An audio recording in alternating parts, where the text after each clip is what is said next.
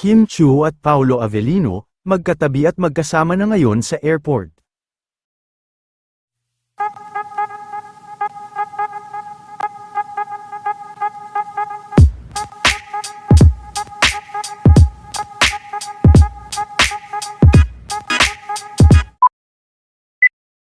Matapos ang naging pagdating ni Mr. Paolo Avellino sa airport kanina, ay sunod na nga na dumating ang Chanite princess na si Kim.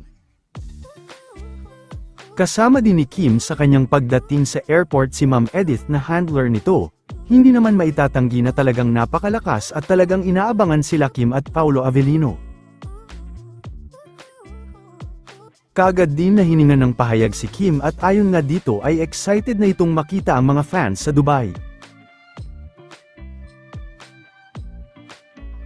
Kim said she is excited to meet the Kim Kao fans in Dubai who are avid watchers of their hit series Dun Lang.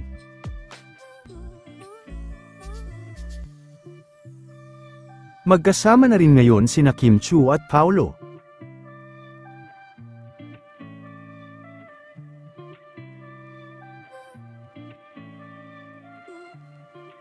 Samantala, habang wala si Kim sa Showtime ay mainit na pinag-uusapan pa rin si Vice, at ang pagbanat sa kanya ni #Nico, kaagad din na nagpunta kahapon sa bahay nila Vice ang mga staff ng Showtime.